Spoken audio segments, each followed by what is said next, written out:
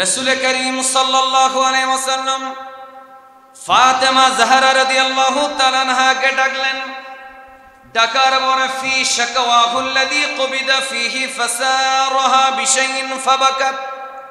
রাসূল করিম সাল্লাল্লাহু আলাইহি ওয়াসাল্লাম কাছে ডাকলেন। কাছে ডাকার পরে আমার নবী মা ফাতেমার কানে কানে গোপনে কি যেন বললেন, গোপনে বললেন ফাসারাহা বিশাইইন ফাবাকাত। কানে কানে কি যেন বললেন, বলার সাথে সাথে মা ফাতেমা জাহরা রাদিয়াল্লাহু তাআলা আনহা সঙ্গে সঙ্গে কান্না করে দিলেন। মা ফাতেমা যখন কান্না শুরু করলেন, সুম্মা দাআহা ফাসারাহা বিশাইইন ফাদাহিকাত। এরপরে আমার নবী দেখলেন মা ফাতেমা কাঁদে। ওনার চোখের পানি দেখে তাম পরিবারের মধ্যে যারা আছে সবার চোখ বেয়ে পানি পড়া শুরু হয়ে গেল। কারো কণ্ঠে কোনো বিলাপ নাই, কারো কণ্ঠে কোনো হা হতাশ নেই, চিৎকার নেই, চেঁচামেচি নেই, কোনো আওয়াজ নেই। নীরবে চোখের পানি ফেলে ফেলে মা ফাতেমার সাথে পরিবারের সবাই কাঁদে। এমন সময় আমার নবী ডাক দিয়ে বলে, ফাতেমা, ইশারা করলেন, তুমি আর একটু আবার আমার কাছে আসো। এমন সময় রাসূল করিম সাল্লাল্লাহু আলাইহি ওয়াসাল্লাম আবারও তার কানে কানে কি যেন বললেন। বলার সঙ্গে সঙ্গে মা ফাতেমা জাহরা রাদিয়াল্লাহু তাআলা আনহা মুস্কি হেসে দিলেন। সূরা বাকারার 143 নম্বর আয়াতের প্রথম অংশ তেলাওয়াত করেছি। আলা, সবচেয়ে বড় বন্ধু আল্লাহর সাথে নবীর সাক্ষাৎ, অর্থাৎ এই দুনিয়ার থেকে পর্দা করার ঘটনা এবং রাসূল করিম সাল্লাল্লাহু আলাইহি ওয়াসাল্লামের হাজির এবং নাজির হওয়া। একটু জোরে বলেন মারহাবা। এই বিষয়টা দরকার আছে না নেই? আমার নবী বলেন রওজা পাকে মদিনা মুনাওয়ারায় জিন্দা আছে না নাই? আমি আপনাদের থেকে জিজ্ঞেস করেছি, আপনারা বিনা দ্বিধায় বলেছেন আমার নবী জিন্দা। আমার আলোচনা শুধু হায়াতুন নবী না, রসুল জিন্দা এটা এখন সুন্নি আলেমদের দলিলের জোরে টিকতে না পেরে এখন কওমি মাদ্রাসার হুজুররাও এটা বলে। একটু মহব্বতে সুবহানাল্লাহ বলেন। তা আমরা এটাকে অ্যাপ্রিসিয়েট করি, আমরা এটাকে সাধুবাদ জানাই, আমরা এই জন্য তাদেরকে ধন্যবাদ জানাই। আল্লাহ আরো বাকি যেতটুকু ত্রুটি আছে এটা বাদ দিয়ে পরিপূর্ণভাবে সুন্নিয়তে আল্লাহ চলে আসার তৌফিক দেন। তা আমরা কটাক্ষ করছি না, ভালোবাসার কথা বলছি। তা আজকের আলোচনা হায়াতুন নবী না, রসুল তো জিন্দা, এটা সবাই মানে। বলেন মানে কি মানে না? কিন্তু বেশ কম হলো কেউ বলতে চায় নবী জিন্দা, তবে কবরে ওরা রওজা কম বলতে চায়। রওজা পাকে নবী ঘুমিয়ে আছে, জিন্দা আছে তবে ঘুমাই আছে। আর আমরা বলি, আমরা বাইজিদ বোস্তামির দরগাহের মসজিদের ভিতরে যে মাহফিলটা করতেছি, আমাদের বিশ্বাস আমার নবী রওজা পাক থেকে আমাদেরকে দেখার ক্ষমতা আছে। সুবহানাল্লাহ বলেন। শুধু তা না, আমার নবী যদি ইচ্ছা করেন 1 সেকেন্ডেরও কম সময়ে আওয়াজ করে বলুন, আমার নবী মাহফিলে হাজির হইতে পারে। আমাদের আলোচ্য বিষয় হচ্ছে সেটাই। বলেন ইনশাআল্লাহ। তো সূরা বাকারার 143 এই আয়াতে আল্লাহ তাআলা বলছেন, ওয়াকাযালিকা জাআলনাকুম উম্মাতান ওয়াসাতা, আমি তোমাদেরকে মধ্যপন্থী উম্মত বানিয়েছি। সুবহানাল্লাহ। তো মধ্যপন্থী উম্মত এটা তো আলাদা একটা সাবজেক্ট, ওইটার জন্য কমপক্ষে একটা বক্তাকে 2 ঘন্টা সময় দিতে হবে। মধ্যপন্থী কিরকম? মধ্যপন্থী মানে হলো আমরা ঈসা আলাইহিস সালামের উম্মতের মতো নবীকে খোদার ছেলেও বলি না, আবার ইহুদিদের মতো নবীর বিরুদ্ধে যুদ্ধ করি না। নাউজুবিল্লাহ বলে না কেন? ইহুদিরা নবীকে হত্যা করেছে। ইয়াকতুলুনাল আম্বিয়া। আর ঈসা আলাইহিস সালামের উম্মতরা নবীকে খোদার ছেলে বলেছে। আমরা নবীর সাথে বেয়াদবি করি না, আবার নবীকে খোদার ছেলেও বলি না। এই কারণে আমরা হলাম মাঝামাঝি। আমরা নবীকে আল্লাহর হাবিব মানি, আমাদের তরানে ওয়ালা মানি, আমাদের জান্নাত ও পুলসিরাতে মালিক মানি। একটু জোরে বলেন মারহাবা। এজন্য আরো অনেক তাফসীর আছে, এটার আমাদের সাবজেক্টে সেটা না। এরপরে আল্লাহ বলছেন ওয়াকাযালিকা জাআলনাকুম উম্মাতান ওয়াসাতান লিতাকুনু শুহাদা আলান নাস। কেন আমি তোমাদেরকে মাঝামাঝি উম্মত বানালাম? আসলাম সমস্ত নবীর শেষে, সমস্ত নবীর শেষ নবীর উম্মত হিসেবে শেষ জামানায়। আর আল্লাহ বলেন মাঝামাঝি। তো কেমন মাঝামাঝি আমাদের জানার দরকার আছে না নেই? কথা বলেন, দরকার আছে। আসছি তো শেষ নবীর উম্মত, আসছি শেষ জামানায়, কিন্তু আমরা হলাম কি মাঝামাঝি। কিরকম? আল্লাহ বলে লিতাকুনু শুহাদা আলান নাস, তোমরা যেন মানুষের উপরে সাক্ষী হও। সুবহানাল্লাহ। ওয়া ইয়াকুনার রাসূলু আলাইকুম শাহীদা, নবীও যেন তোমাদের উপরে সাক্ষী হন। এই আয়াতের তাফসিরে অন্যদিকে না গিয়ে একটা টপিকে বলি। হাসরের মাঠে সমস্ত নবীর উম্মত হবে 120 কাতার, সমস্ত নবীর উম্মত হবে 40 কাতার, আর শুধু আমার নবীর উম্মত হবে 80 কাতার। আর একটু জোরে বলেন। 120 কাতারে 40 কাতার সব নবীর উম্মত, আর শুধু আমার নবীর উম্মত কয় কাতার? 80 কাতার। দেখেন, খেয়াল করতে হবে। আল্লাহ তাআলা নূহ আলাইহিস সালামের উম্মতদেরকে ডাকবেন, ডেকে বলবেন, এই নূহ আলাইহিস সালামের উম্মত, তোমরা কেন আমি আল্লাহর ইবাদত করো নাই? হে মূসা আলাইহিস সালামের উম্মত বনি ইসরাইল, তোমরা কেন আমি আল্লাহর ইবাদত করো নাই? আল্লাহ বলবে, হে ইব্রাহিম আলাইহিস সালামের উম্মত, হে ঈসা আলাইহিস সালামের উম্মত, তোমরা শিরিক কেন করেছো? তখন সমস্ত নবীর উম্মতরা বলবে কি জানেন? আল্লাহ, এরা আমাদেরকে তোমার কথা বলে নাই। নাউজুবিল্লাহ বলেন না কেন? আপনাদের কি বুঝতে অসুবিধা হচ্ছে? আপনারা প্রথমে ওয়াজ বুঝবেন, তারপরে সুবহানাল্লাহ বলবেন। আচ্ছা বলেন, আল্লাহকে এইরা যে মিথ্যা কথা বলতেছে, এটা আমার আল্লাহ জানেন কি জানে না? আল্লাহ বলে শিরিক কেন করলা? তারা বলল, নবীরা আমাদেরকে বলে নাই তো লা ইলাহা ইল্লাল্লাহ, এজন্যই আমরা শিরিক করছি। আরেকবার নাউজুবিল্লাহ বলেন। এমন সময় আল্লাহ তাআলা সমস্ত নবীদেরকে ডাকবেন, এ মূসা, আল্লাহ তো জানে, তারপরও বিচারের আদালতের একটা নিয়ম আছে না নেই? বাদীর থেকেও জবানবন্দি নিতে হয়, বিবাদীর থেকেও নিতে হয়। তো বললেন, এরা তো বলছে তোমরা নাকি দাওয়াত দাও নাই, আল্লাহ তো জানেন, তারপরও আদালতের বিচার। তো আল্লাহ বলে, তো সমস্ত নবীরা বলবে, আল্লাহ তুমি তো জানো আমরা দাওয়াত দিয়েছি, তো তোমাদের সাক্ষী কে? সাক্ষী লাগবে কিনা? তখন সমস্ত নবীরা বলবেন, আল্লাহ আমরা যে তাদেরকে দাওয়াত দিছি, এই সিটার বাটপারগুলা যে আমাদের দাওয়াতে সাড়া দেয় নাই, এটার সাক্ষী হচ্ছে আখেরি নবীর উম্মত। কার উম্মত?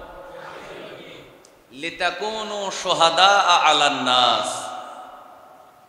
আল্লাহ রাব্বুল আলামিন আখির নবী, শ্রেষ্ঠ নবী শফিউল মুযনিবিন রাহমাতুল লিল আলামিন আকা মাওলা মুহাম্মাদুর রাসূলুল্লাহ সাল্লাল্লাহু আলাইহি ওয়াসাল্লামের উম্মত तमाम উম্মতদের থেকে জিজ্ঞেস করবেন, এ আখির নবীর উম্মত, তোমরা বলো দেখি আদম আলাইহিস সালাম থেকে ঈসা রূহুল্লাহ আলাইহিস সালাম পর্যন্ত तमाम নবীগণ তারা ইসলামের দাওয়াত, তাওহীদের দাওয়াত, লা ইলাহা ইল্লাল্লাহর দাওয়াত এরা উম্মতের কাছে পৌঁছাইলো কিনা?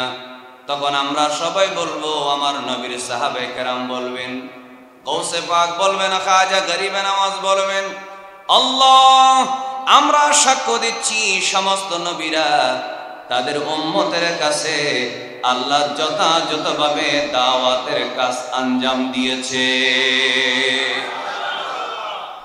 এমন সময় আমার বাবারা মনোযোগ, तमाम নবীর উম্মতরা বলবে, আল্লাহ আমরা যখন ছিলাম তখন তো আখিরি নবী দুনিয়াতে আসে নাই, আমরা যখন ছিলাম তখন তো আখিরি নবীর উম্মত দুনিয়ার জমিনে আসে নাই। আল্লাহ না দেখে সাক্ষী দিলে এটা দুনিয়ার জমিনের আদালতে মানে না, আল্লাহ আখিরাতের আদালতে এমন মানুষের সাক্ষী তুমি নিচ্ছ আল্লাহ যারা আমাদের সময়ে ছিল না, এরা না দেখে কেমনে সাক্ষী দিল? তখন সিদ্দিক আকবর, ফারুক আজম সমস্ত আমার নবীর উম্মতরা বলবে, আল্লাহ আমরা সাক্ষী দিচ্ছি নিজের চোখে দেখে নয়, আমাদেরকে সমস্ত নবীদের দাওয়াতের কথা আমাদের আখিরি নবী, আমাদের কামলিওয়ালা নবী জানিয়ে দিয়েছে। বলেন আল্লাহু আকবার। এমন সময় আমার ভাইরা আল্লাহ রাব্বুল আলামিন বলেন, এ আখিরি নবীর উম্মতরা তোমরা কার কথায় সাক্ষী দিলা বলো? আমরা সবাই বলবো, আল্লাহ মূসা আলাইহিস সালাম দাওয়াত দিলেন, তার ঘটনা ওনার মিলাদ থেকে ইন্তেকাল পর্যন্ত, নূহ আলাইহিস সালামের মিলাদ থেকে ইন্তেকাল পর্যন্ত, ইব্রাহিম আলাইহিস সালামের মিলাদ থেকে এই দুনিয়া থেকে যাওয়া পর্যন্ত, ঈসা আলাইহিস সালামের মিলাদ থেকে আসমানে উঠে যাওয়া পর্যন্ত, আল্লাহ সব কিছু তো আমরা আখিরি নবীর জবান মোবারক থেকে শুনেছি। ওগো আল্লাহ আমরা নিজের কানে শুনি নাই, নিজের চোখে দেখি নাই, কিন্তু আমাদের নিজের কানের চাইতে, আমাদের নিজের চোখের চাইতে আল্লাহ তোমার বন্ধু নবীকে আমরা বেশি বিশ্বাস করি। জোরে বলেন ইয়া রাসূলুল্লাহ। আরো একবার, আরো একবার। মানুষ চোখে, নিজের চোখে ভুল দেখতে পারে। ঘটনা হয়েছে একরকম, আপনি দেখতে ভুল দেখেছেন, বলেছে একরকম, আপনি শুনতে ভুল শুনেছেন। মানুষের দেখাই ভুল হতে পারে, মানুষের চোখে কানে শুনতে ভুল হতে পারে। এবার আওয়াজ করে বলুন, 12 দিন ব্যাপী মাহফিলের তৃতীয় দিবসে আমার নবীর একটা শব্দ, ওয়ামা ইয়ানতিকু আনিল হাওয়া ইন হুয়া ইল্লা ওয়াহয়ুন ইউহা, আমার নবীর জবানের প্রতিটা মুভমেন্ট, প্রতিটা হরফ, জের ও জবর, নুক্তা কখনো কোন অবস্থাতেই আওয়াজ করে বলেন ভুল হতে পারে। এজন্য সাহাবায়ে কেরাম সমস্ত আখিরি নবীর উম্মতরা বলবে, আল্লাহ সব নবীরা যে তাদেরকে দাওয়াত দিছে তারা মানে নাই, এটা আমরা আমাদের নবীর জবান থেকে শুনেই সাক্ষী দিচ্ছি। এই জন্য আল্লাহ সূরা বাকারার 143 নম্বর আয়াতে বলছে, লিতাকুনু শুহাদা আলান নাস। একটু জোরে বলবেন না সুবহানাল্লাহ। এরপরে আমার ভাইরা আল্লাহ রাব্বুল আলামিন বলবেন, এ আখিরি নবীর উম্মতরা তোমরা তো অন্য সবার ব্যাপারে সাক্ষী দিলা, তোমাদের ব্যাপারে সাক্ষী দেওয়ার জন্য আমি কাকে রেখেছি জানানি? বলে আল্লাহ কাকে? তখন আমার আল্লাহ বলে, ওয়ায়াকুনার রাসূলু আলাইকুম শাহীদা। আখিরি নবী, দু জাহানের বাদশা নবী, লেওয়ায়ে হাম হাসরের মাঠে যার হাতের মধ্যে থাকবে, যিনি মাকামে মাহমুদে থাকবেন, যার জন্য আল্লাহ কিয়ামতের ময়দানে ওয়াসিলা নামক আলাদা একটা স্থান বানাবেন, মাকামে মাহমুদে জায়গা দিবেন, যাকে আল্লাহ শাফাতে কুবরার অধিকার বানাবেন। আখিরি নবী, আমার আপনার গুনাহগার, আমাদের সবার গুনাহগার উম্মতের কান্ডারে নবী। আমার নবী বলবে, আল্লাহ এরা সাক্ষী দিল সমস্ত নবীর ব্যাপারে, আর আমি আল্লাহ তোমার দেওয়া ক্ষমতায় আমি আমার উম্মতের জন্য সাক্ষী হয়ে গেলাম। বলেন, আমার নবীর সেই ক্ষমতা আছে? আওয়াজ করে বলেন, সেই ক্ষমতা আছে? এই আয়াতের তাফসিরে স্পষ্টভাবে হচ্ছে বিমা আমিলতুম, তোমরা যা যা আমল করেছো। আচ্ছা বলেন, কোন মানুষ যদি কোন ঘটনায় না থাকে তিনি কিভাবে সাক্ষী দেয়? তো বোঝা গেল আমার নবীর কথার উপরে আমরা সাক্ষী দিলাম। তো আমরা কি করেছি না করেছি? আমরা কে রসুলকে দাঁড়িয়ে সালাম দিয়েছি, কে দাঁড়িয়ে সালাম দেওয়াকে বেদাত বলেছি, কে মিলাদুন্নবী করেছি, কে মিলাদুন্নবীকে জন্মাষ্টমীর সাথে তুলনা দিয়েছে? আওয়াজ করে বলুন, আমার নবী মদিনা মুনাওয়ারা থেকে সব কিছু দেখার ক্ষমতা আছে? আছে? আমার নবীর সেটা বুঝার ক্ষমতা আছে? আমার নবী সাক্ষী। বলেন, আমার নবী সাক্ষী। হাসরের মাঠে আমার নবী বলবেন, ওই যে আপনারা নাত যা শোনার এগুলো তো মৌলানা হাসান রেজা সাহেব পড়ে ফেলেছে, আমি নাতের দিকে যাব না, আমি শুধু কিছু দলিল বলবো, এগুলা রেকর্ড থাকবে। বলে না ইনশা, বলে না ইনশা আল্লাহ। কি অসুবিধা হচ্ছে? আচ্ছা, তাহলে আমার নবী সাক্ষী কেন? আমার নবী আমাদের আমল দেখেন, আমাদের দরুদ শুনেন। এত আস্তে বললে হবে? এই বিশ্বাস সবার আছে তো নাকি? আচ্ছা, এবার আসেন। তো এটা তো আমি রাসূল করিম সাল্লাল্লাহু আলাইহি ওয়াসাল্লামের হাজির নাজিরের বিষয়ে, নবীজি দুনিয়া থেকে যাওয়ার পরে কেমন ক্ষমতা সেই বিষয়ে শুধু একটা আয়াত পড়লাম। তো আমার বিষয়ের প্রথম অংশ হচ্ছে আমার নবীর দুনিয়া থেকে পর্দা করা, অর্থাৎ বেসাল। আমরা শুরু করব বুখারী শরীফের 4433 নম্বর হাদিস দিয়ে। একটু জোরে বলেন ইনশাআল্লাহ। বুখারী শরীফ হাদিস নম্বর কত? 4433 নম্বর হাদিস। সবার শোনার মতো ধৈর্য আছে? আচ্ছা, শুধু মনোযোগ রাখবেন। রাসূল করিম সাল্লাল্লাহু আলাইহি ওয়াসাল্লাম এই দুনিয়া থেকে চলে যাবেন, আমার নবী থাকবেন নাকি চলে যাবেন, এটা জানার ক্ষমতা আমার নবীর আছে না নেই? এটা জানার ক্ষমতা আমার নবীর আছে। তো রাসূল করিম সাল্লাল্লাহু আলাইহি ওয়াসাল্লাম হঠাৎ করে যখন 10ম হিজরিতে আমার নবী হজ করলেন, জিলহজ মাস শেষ, মুহররম আসলো, মুহররম চলে গেল, এরপরে আসলো সফর, বলেন নাকি সফর, এরপরে কি রবিউল আউয়াল। সফর মাস যখন আসলো, রাসূল করিম সাল্লাল্লাহু আলাইহি ওয়াসাল্লাম অসুস্থ। আল্লাহ তাআলার দেওয়া নিয়ামত। অসুস্থতা কারোর জন্য কিয়ামত, আবার অসুস্থতা কারোর জন্য কি নিয়ামত, ঠিক কিনা বলেন না? তো এটা আমার নবীর জন্য আল্লাহ অসুস্থতার নিয়ামত দিলেন। আমরা বলার সময় এভাবে বলবো, কেমন? আচ্ছা, নবী করিম সাল্লাল্লাহু আলাইহি ওয়াসাল্লাম তো আল মাওয়াহিবুল লাদুনিয়াতে আমি কিছুক্ষণ আগেও দেখে এসেছি, আমার নবীর অসুস্থ অবস্থায় এক রিওয়ায়েতে 13 দিন আর এক রিওয়ায়েতে 14 দিন ছিলেন। এরপরে রাসূল করিম সাল্লাল্লাহু আলাইহি ওয়াসাল্লামের যখন অসুস্থতা বেড়ে গেল, একদিন মা ফাতেমা জাহরা রাদিয়াল্লাহু তাআলা আনহা আমার নবীকে দেখতে আসলেন। আমার নবীকে যখন দেখতে আসলেন, বলেন মা ফাতেমার সাথে আমার নবীর ভালোবাসার সম্পর্ক আছে না নেই? হাদিস শরীফে আছে, বাবাকে দেখলে মেয়ে দাঁড়াতেন, মেয়েকে দেখলে বাবা দাঁড়াতেন, মেয়েকে দেখলে বাবা দাঁড়িয়ে যেতেন। আনন্দ, এটা কিয়াম লিল মুসাররাত লিস সুরুর, আনন্দের দাঁড়ানো।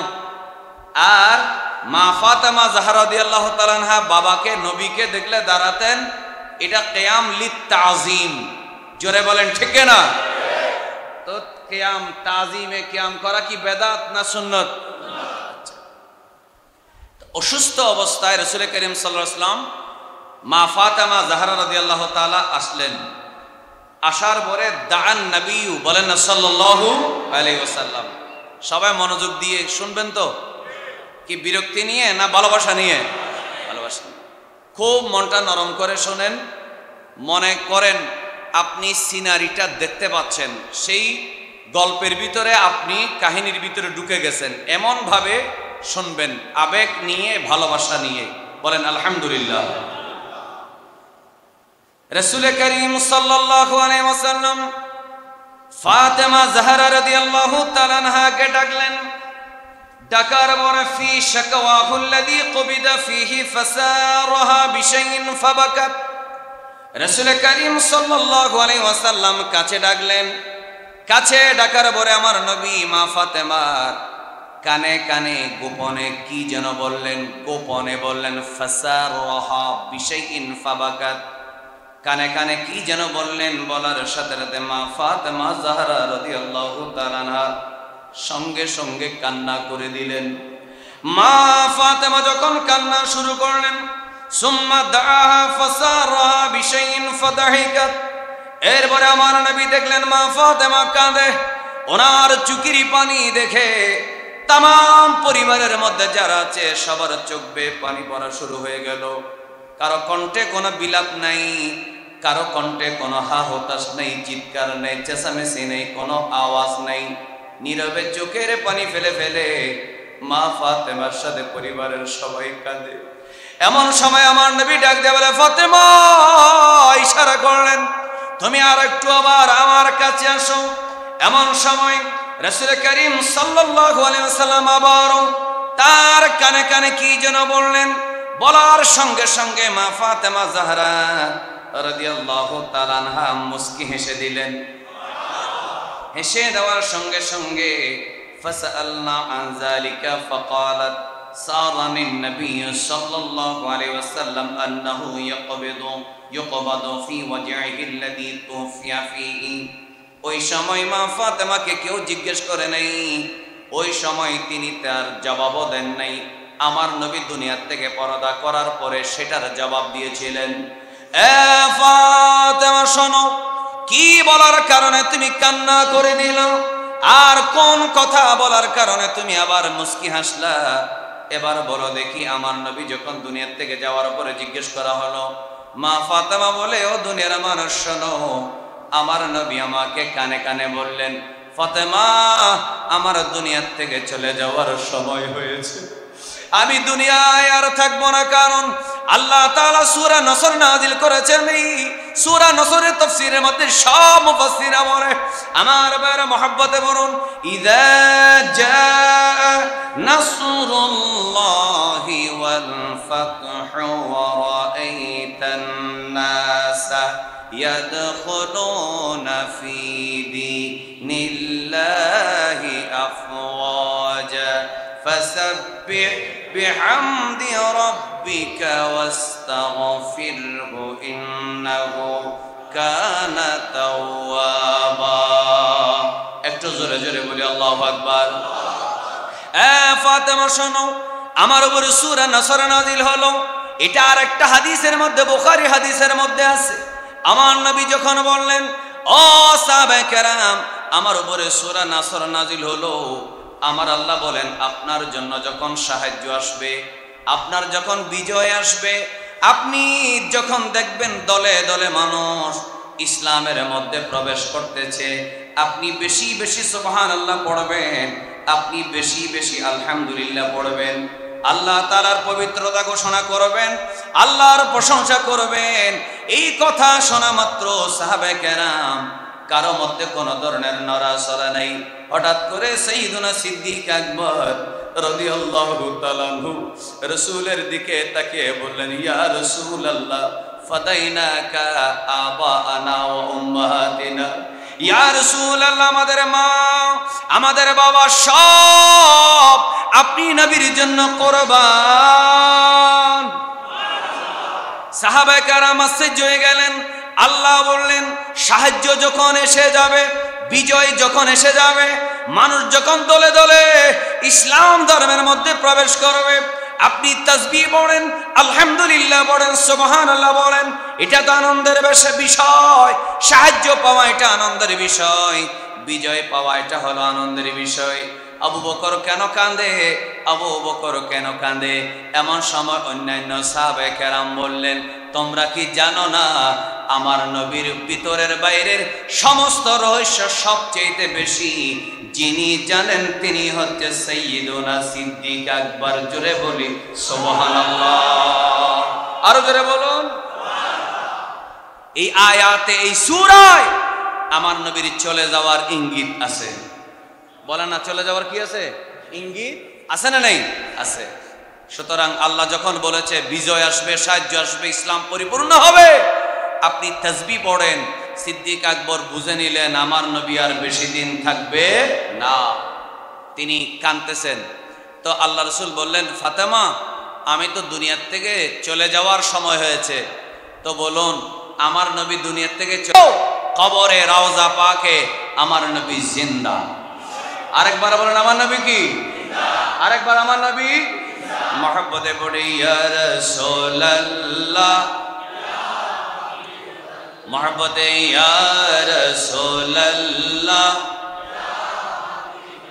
আপনারি নূরের ঝলক লাগিয়া কবরের আঁধার যাবে চলিয়া, ওগো দিয়েনে গো দেখা কবরে আসিয়া ইয়া রাসূলুল্লাহ,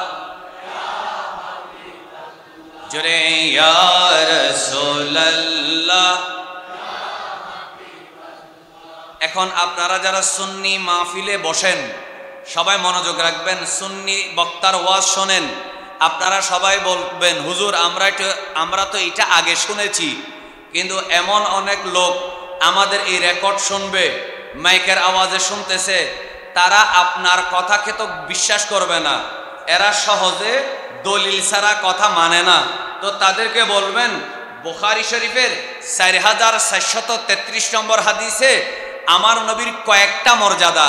নাম্বার 1 হলো আমার নবী বললেন, ফাতেমা সবার আগে তুমি আমার সাথে দেখা করবে। তো কে কখন মারা যাবে? আমার নবী দুনিয়ার থেকে যাওয়ার পর মা ফাতেমা ইন্তেকাল করবে, এটা আমার নবী জানে কি জানে না? এটা ইলমে গায়েব ছাড়া আর কিছু নয়। তাহলে বোঝা গেল আমার নবী গায়েব।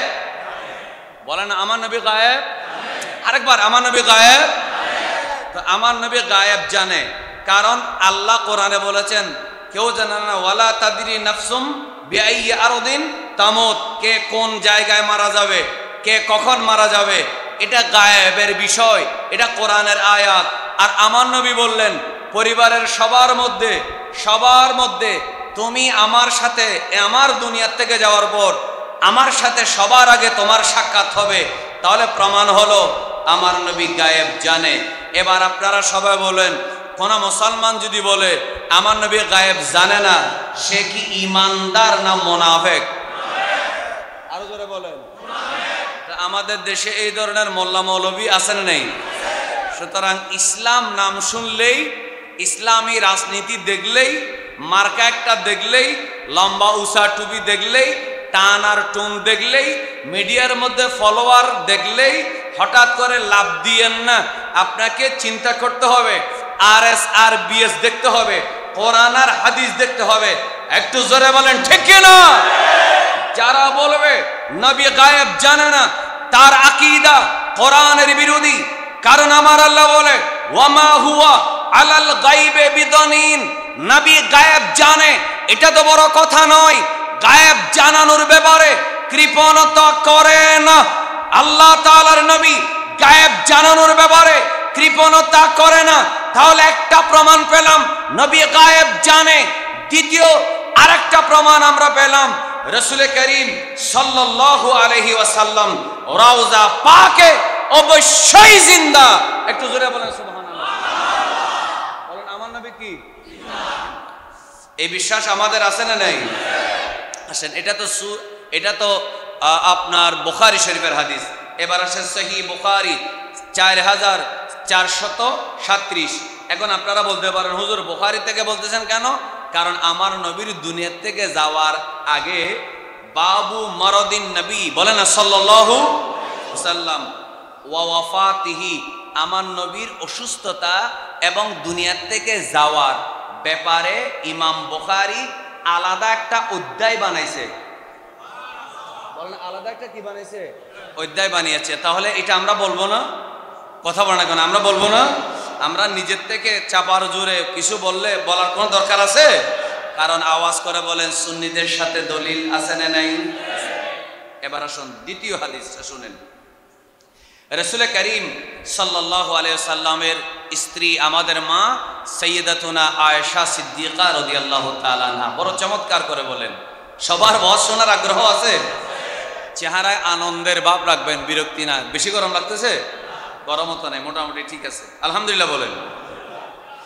মা আয়েশা সিদ্দিকা রাদিয়াল্লাহু তাআলা আনহা বলেন রাসূল করিম সাল্লাল্লাহু আলাইহি ওয়াসাল্লাম বলেন ইন্নাহু লাম ইয়াকবিদ নাবিয়্যুন কাত্তু ইন্নাহু লাম ইউকবাদ নাবিয়্যুন কাত্তু হাত্তা ইয়ারা মাকআদাহু মিনাল জান্নাহ।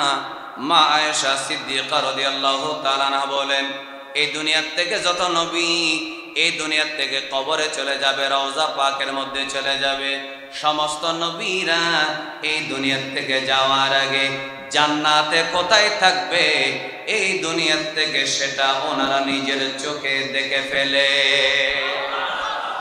আচ্ছা এবার আপনারা বলেন আমি কিন্তু ডানে বামে বেশি গেলে সময়টা বেশি চলে যাবে। এখন যে আহলে হাদিসরা বলে রাসূল হাসরের মাঠে পেরেশান হয়ে যাবে, ওনার গুনার পাল্লা কি বেশি ভারী হয় নাকি সওয়াবের পাল্লা বেশি ভারী হয়? রাসূল টেনশন করবে, এই কথা যারা বলে এরা কি ঈমানদার নাকি বেঈমান? আমার নবীর স্ত্রী মা আয়েশা সিদ্দিকা রাদিয়াল্লাহু তাআলা আনহা বলেন আমি নবীর বেসালের ওয়াজ করব, আমি চাপার জোরে নাতে রাসূল তো এগুলা তো কোরআন হাদিস, ঠিক কিনা বলেন না? মাওলানা হাসান রেজা সাহেব যা বলেছেন এগুলো কোরআন হাদিসের সারমর্ম, ঠিক কিনা বলেন? কিন্তু আমাদের এমন অনেক লোক আছে যারা মনে করে ওরা নাত পড়ে। হ্যাঁ আমার ভাই মাওলানা হাসান রেজা নাতে রাসূল দিয়ে বুঝিয়ে দিয়েছে, আর সেই নাতে রাসূলগুলা যে কোরআন এবং হাদিস থেকে সেটা আমরা দলিল সহ বুঝিয়ে দেব। আমরা প্রমাণ করব সুন্নিরা নাত পড়ুক, গর্জন দিক, তেলাওয়াত করুক, সুন্নিদের প্রত্যেকটা আকীদা অবশ্যই অবশ্যই কোরআন থেকে আর হাদিস থেকে। একটু জোরে বলেন ঠিক কিনা ভাই আমার? কোন সুন্নিদের কোনো কিছুই মন গড়া হতে পারে না। তাহলে আমার নবী সম্পর্কে আমার নবী দুনিয়া থেকে যাওয়ার যে হাদিস এটা বলতে গিয়ে মা আয়েশা বলছেন সব নবীরা দুনিয়া থেকে যাওয়ার আগে ব্যস্ত দেখে, বলে না ব্যস্ত দেখে। আচ্ছা এরপরে কি বলছেন? সুম্মা ইউহাইয়া আও ইউখাইয়ারা ফালাম্মা ইশতাকা, এরপরে তাদেরকে একটা স্বাধীনতা দেওয়া হয়। স্বাধীনতাটা কি? আমার দিকে দেখবেন, আমি কিন্তু হুরুস্তুল করে বলবো না, আস্তে আস্তে বলবো। স্বাধীনতা কি? আল্লাহ বলবে, আল্লাহ বলে ফেরেশতা পাঠিয়ে অথবা ডাইরেক্ট আপনি তো ব্যস্ত দেখেছেন, দুনিয়াও দেখেছেন, এখন আপনি কি দুনিয়াতে থাকবেন নাকি আপনি চলে আসবেন? সুবহানাল্লাহ। আপনি কি দুনিয়াতে থাকবেন নাকি দুনিয়ার থেকে আমি আল্লাহর কাছে চলে আসবেন? আল্লাহু আকবার বলেন না? সব নবীকে সেই অপশন কি করা হয়? দেওয়া হয়। আল্লাহু আকবার। আচ্ছা ফালাম্মা ইশতাকা ওয়া হাদারাহুল কব ওয়া রাসুহু আলা ফাখিদি আয়েশা বলেন না রাদিয়াল্লাহু তাআলা আনহা গুশিয়া আলাইহি। তো মা আয়েশা সিদ্দিকা রাদিয়াল্লাহু তাআলা আনহা বলেন আমার নবী যখন দুনিয়া থেকে যাচ্ছেন তখন আমার নবীর মাথা মোবারক, সার মোবারক আমি আয়েশার কোলের মধ্যে ছিল। বুক আর তুতনির মাঝামাঝি আমার নবীর মাথা মোবারক ছিল। মা আয়েশা সিদ্দিকা জড়িয়ে থাকা অবস্থায় আমার নবী দুনিয়া থেকে পর্দা করেছেন। ইন্না লিল্লাহি ওয়া ইন্না ইলাইহি রাজিউন। কোরআন শরীফের একটা আয়াত শোনেন, ইন্নাকা মাইয়িতুন ওয়া ইন্নাহুম মাইয়িতুন। আপনি নবী দুনিয়া থেকে চলে যাবেন, তারাও চলে যাবে।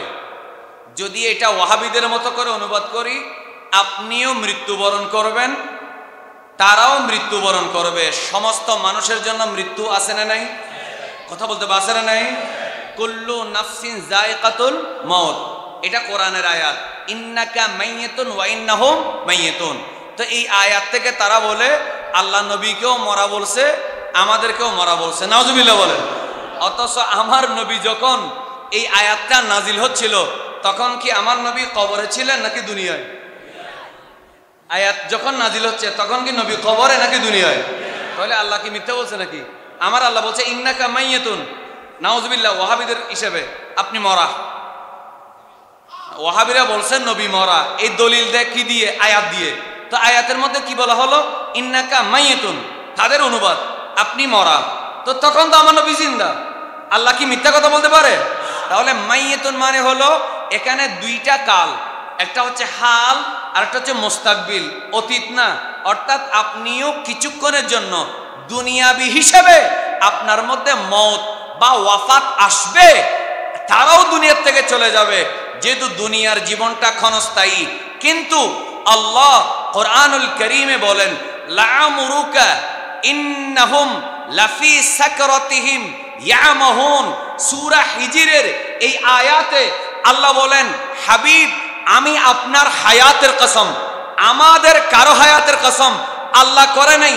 আল্লাহ বলে লাআমরুকা, আপনি নবীর হায়াতের কসম। তার মানে হলো আমি মরলে লাশ, শরীর, হাড্ডি, গোশত সব মাটিতে মিশে যায়। আর আমার নবীকে আল্লাহ বলে আপনিও দুনিয়াবি হিসেবে নির্দিষ্ট টাইমের পরে কবরে যাবেন, কিন্তু আমি আল্লাহ আপনার হায়াতের কসম করেছি। কারণ দুনিয়াতে যেভাবে পাওয়ারফুল ছিলেন, কবরে যাওয়ার পরেও রওজা পাক থেকে আপনার উম্মতের সব খবর রাখার মতো ক্ষমতা আমি আল্লাহ আপনাকে দিয়ে দেব।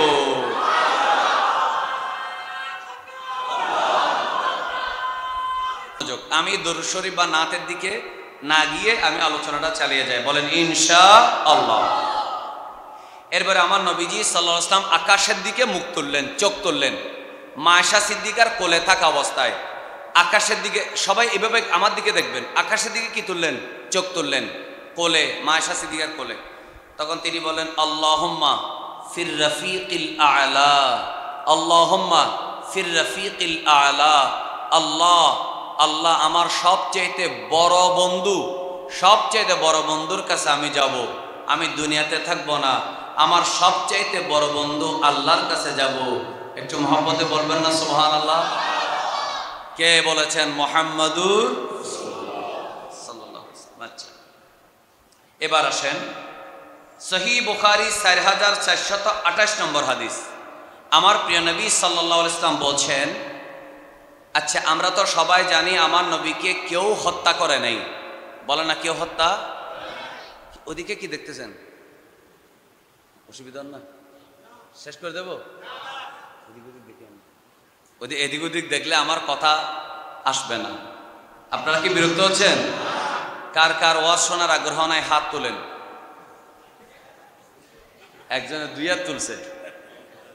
তাহলে আপনারা কি ওয়াজ শোনার আগ্রহ আছে? আচ্ছা ঠিক আছে, ঠিক আছে। আলেম ওলামারা আসলে ওদের দিকে দেখতে পারবেন, সমস্যা নেই। আলেমদের চেহারা দেখলেও সওয়াব আছে না নেই? কিন্তু আমাকে সহযোগিতা করবেন। তো রসুল দুনিয়াতে শাহাদাত বরণ করেছেন সরাসরি এটা বলা যাবে না, কারণ অনেক নবীকে কাফেররা হত্যা করেছে, শহীদ করে দিয়েছে। কিন্তু আল্লাহ আমার নবীর ব্যাপারে বলেছেন ওয়াল্লাহু ইয়াসিমুকা মিনান নাস, ওয়াল্লাহু ইয়াসিমুকা মিনান নাস। আল্লাহ বলছেন আল্লাহ আপনাকে মানুষের আঘাত হামলা থেকে রক্ষা করবেন। সুবহানাল্লাহ বলেন। কিন্তু তারপরও সহিহ বুখারীর 4428 নম্বর হাদিসে আছে রাসূল করিম সাল্লাল্লাহু আলাইহি ওয়াসাল্লাম বলছেন মা আযালু আজিদু আলাম্মাত তাআম আল্লাযী আকালতু বিখাইবার।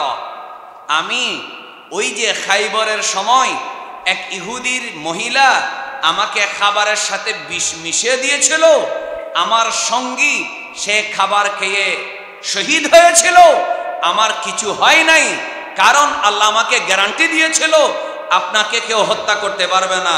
কিন্তু শাহাদাতের যে মর্যাদা, আল্লাহ বলে হাবিব আপনাকে ওই মর্যাদা কেন দেব না?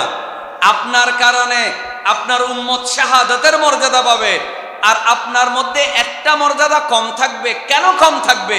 সেজন্য আমার নবী বলেন, আমার দুনিয়া থেকে চলে যাওয়ার আগে ইহুদির দেওয়া খাবারে মিশ্রিত করা সেই বিষের প্রভাব আমার ভিতরে আমি পাচ্ছি। হে আয়েশা শোনো, আমি ওয়াজাদতু ইনকিতা আবহারি মিন যালিকা সাম, আমি সেই বিষের প্রভাবে আমার মনে হচ্ছে আমার শিরাগুলা ফেটে যাবে। রাসূল করিম সাল্লাল্লাহু আলাইহি সাল্লাম এই কথা বলেছেন। তাহলে বোঝা গেল আমার নবী দুনিয়া থেকে যাওয়ার আগে ওই 3 বছর আগে দেওয়া, কয় বছর কথা বলতে, কয় বছর? 3 বছর আগে দেওয়া বিষের প্রভাব আরেকবার কার্যকর হওয়ার একটাই কারণ, আল্লাহ পাক আমার নবীকে শাহাদাতের মর্যাদা দেওয়া। একটু জোরে জোরে বলেন মারহাবা। এটাও সহিহ বুখারী শরীফের মধ্যে এসেছে। এবার আরেকটা জিনিস, আমার নবী সর্বশেষ যেটা জামাতের নামাজ পড়াইছেন সেটা হলো মাগরিবের নামাজ। কি নামাজ? সর্বশেষ অসুস্থ অবস্থায় আমার নবী নামাজ পড়াইছেন কি? মাগরিবের নামাজ। আর সেই মাগরিবের নামাজের সহিহ বুখারী হাদিস, কোন সূরা পড়েছেন? সূরা ওয়াল মুরসালাতি উরফা। একটু জোরে বলেন না সুবহানাল্লাহ। আমার নবী সূরা মুরসালাত পড়েছেন। এবার আরেকটা হাদিস মনোযোগ দিয়ে শুনুন। রাসূল করিম সাল্লাল্লাহু আলাইহি সাল্লাম একদিন দুনিয়া থেকে চলে যাবেন, মসজিদের মিম্বরে দাঁড়ালেন। রাসূল করিম সাল্লাল্লাহু আলাইহি সাল্লাম আখেরি ভাষণ দিবেন। কি ভাষণ? আখেরি ভাষণ দেওয়ার জন্য দাঁড়ালেন। কি চমৎকার ভাষণ, একটু মনোযোগ দিয়ে শুনবেন। সবার শোনার আগ্রহ আছে? চমৎকার। আল্লাহ রাসূল সাল্লাল্লাহু আলাইহি সাল্লাম বলছেন, এই হাদিসটা উকবা ইবনে আমির রাদিয়াল্লাহু তাআলা বর্ণনা করছেন। রাসূল করিম সাল্লাল্লাহু আলাইহি ওয়াসাল্লাম হঠাৎ করে একদিন ওই যে সফর মাসের মধ্যে আমার নবী রবিউল আউয়ালে চলে গেলেন। আর সফর মাসের যে কোন একটা সময়, মাঝামাঝি সময়, আল্লাহর নবী সরওয়ারে কায়নাত সাল্লাল্লাহু আলাইহি ওয়াসাল্লাম মিম্বরে উঠলেন। তামাম সাহাবে কেরামদেরকে ডাকা হলো। নবী করিম সাল্লাল্লাহু আলাইহি ওয়াসাল্লাম ভাষণ দিবেন। ভাষণ দেওয়ার আগে হাদিসের মধ্যে আরেকটা কথা আছে। আমার নবী সরওয়ারে কায়নাত সাল্লাল্লাহু আলাইহি ওয়াসাল্লাম বলেন, ও আমার সাহাবীরা, আপনারা যারা মদিনায় গিয়েছেন আওয়াজ করে বলেন, মদিনার মধ্যে মজা আছে না নেই? আওয়াজ করে বলেন আছে না নেই? আমাদের সবার মদিনায় যাওয়ার ইচ্ছা আছে না নেই? আল্লাহ আমাদের জিন্দেগিতে একবার হলেও মদিনায় যাওয়ার তৌফিক দেন। জোরে বলেন আমিন। আমার বাইরে মনোযোগ। আমার নবী মদিনা মুনাওয়ারায় প্রথমে হাদিসের প্রথম অংশের মধ্যে বলা হলো, তামাম সাহাবায়ে কেরামদেরকে বললেন, চলো রে, যারা মদিনা শরীফে গিয়েছেন তারা জানেন মসজিদে নববীর গেটের মধ্যে দাঁড়ালে একটা দূরে কালো কালো ধরনের পাহাড় দেখা যায়। ওই পাহাড়ের নাম হলো ওহদ পাহাড়। ওই যে 3য় হিজরিতে ওহদের যুদ্ধ হলো, রাসূল করিম সাল্লাল্লাহু আলাইহি সাল্লাম বললেন, ও আমার সাহাবায়ে কেরাম, আমি দুনিয়া থেকে চলে যাব, আমি শুধু তোমাদের থেকে বিদায় নেব না। ওহদ পাহাড়ের নিচে আমার যে সাহাবায়ে কেরাম 70 জন সাহাবী সেখানে দাফন করা হয়েছে, আমি সেই শহীদদের থেকেও বিদায় নেওয়ার জন্য আমি সেখানে যাব। একটু জোরে বলেন আল্লাহু আকবার। আমার প্রিয় নবী সাল্লাল্লাহু আলাইহি ওয়াসাল্লাম ওহদ পাহাড়ের কাছে যে সাহাবীদেরকে কবর দেওয়া হলো, আমার নবী সাল্লাল্লাহু আলাইহি ওয়াসাল্লাম সেখানে গেলেন। সেখানে কি করলেন? সাল্লা রাসূলুল্লাহ, আমার সাথে বলেন সাল্লাল্লাহু আলাইহি ওয়াসাল্লাম। আমার নবী নামাজ, এখানে সাল্লা মানে নামাজ না, সাল্লা মানে দোয়া। ও না, সাল্লা মানে কি? আমার নবী দোয়া করলেন। কাদের জন্য? আলা কাতলা উহুদিন, ওহদের 70 জন যে সাহাবী শহীদ হয়েছেন তাদের জন্য আমার নবী ওহদ পাহাড়ে গিয়ে দোয়া করে আসলেন। সুবহানাল্লাহ বলেন না? সেখানে গিয়ে দোয়া করে আসলেন। বাদা সামানি সিনিন, 8 বছর পর। কত বছর? 8 বছর পর গেলেন, দোয়া করলেন। কিভাবে? কাল মুওয়াদ্দিই, বিদায় গ্রহণকারী যেইভাবে যায়, একটা মানুষ বিদেশে চলে যাওয়ার সময় যেইভাবে আত্মীয় স্বজনের বাসায় বেড়াতে গিয়ে বিদায় নেয়, আর চাচা একটু দোয়া করেন, আমি সৌদি আরব যাব, আমি আরব আমিরাত যাব, আমি কানাডা যাব, অস্ট্রেলিয়া যাব, আমি আবার আপনাদের সাথে দেখা হতেও পারে নাও হতে পারে। যেভাবে মানুষ বিদায় নেয় সেইভাবে আমার নবী বিদায় নেওয়ার জন্য জীবিতদের থেকে যেমন বিদায় নেবেন, জীবিতদের থেকে বিদায় নেওয়ার আগে আওয়াজ করে বলুন, এমনি কথাটা জীবিত বললেও যারা উহুদ যুদ্ধে শহীদ হয়েছেন এরাও রওজা পাকের মধ্যে কি মরা নাকি জিন্দা?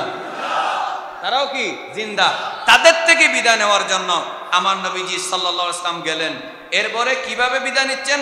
কাল মুওয়াদ্দিই লিল আহইয়া, জীবিতদের থেকে বিদায় নিচ্ছেন, ওয়াল আমওয়াত, মৃতদের থেকে বিদায় নিচ্ছেন। সুম্মা তালাআল মিম্বার, এরপরে সেখান থেকে এসে আমার প্রিয় নবী সাল্লাল্লাহু আলাইহি ওয়াসাল্লাম মিম্বরের মধ্যে উঠলেন। একটু জোরে বলেন মারহাবা। মিম্বরের মধ্যে উঠার পরে রাসূল করিম সাল্লাল্লাহু আলাইহি ওয়াসাল্লাম বললেন, ইন্নী বাইনা আইদিকুম ফারাতুন ওয়া আনা আলাইকুম শাহীদ। হে আমার উম্মত, আমার সাহাবে কেরাম, তোমরা শোনো, আমি তোমাদের সবার সরদার, আমি তোমাদের সাক্ষী। এরপরে আমার নবী বলেন, ওয়া ইন্না মাউইদাকুম আল হাউজ। ও আমার সাহাবীরা রে, তোমরা মন খারাপ করো না, মন খারাপ করো না, আমি ওয়াদা দিচ্ছি তোমাদের সাথে আমার হাউজে কাউসারের পারে দেখা হবে। কিসের পারে? কথা বলে কিসের পারে? হাউজে কাউসার। ইন্না মাউইদাকুমুল হাউজ। আচ্ছা বলেন দেখি, যে নবী দুনিয়া থেকে যাওয়ার আগে বলতেছেন তোমাদের সাথে আমার দেখা হবে হাউজে কাউসারের পারে, সেই নবীকে কেউ যদি বলে নবী নিজে টেনশন করবে, তাহলে তাদেরকে আমরা ইহুদির দালাল ছাড়া আর কিছু বলতে পারি? এরপরে বলছেন, ওয়া ইন্নী লাআনজুরু ইলাইহি মিন মাকামি হাযা। আহা, সুবহানাল্লাহ বলেন। আলেম ওলামারা সহ সবাই একবার জোরে বলে সুবহানাল্লাহ।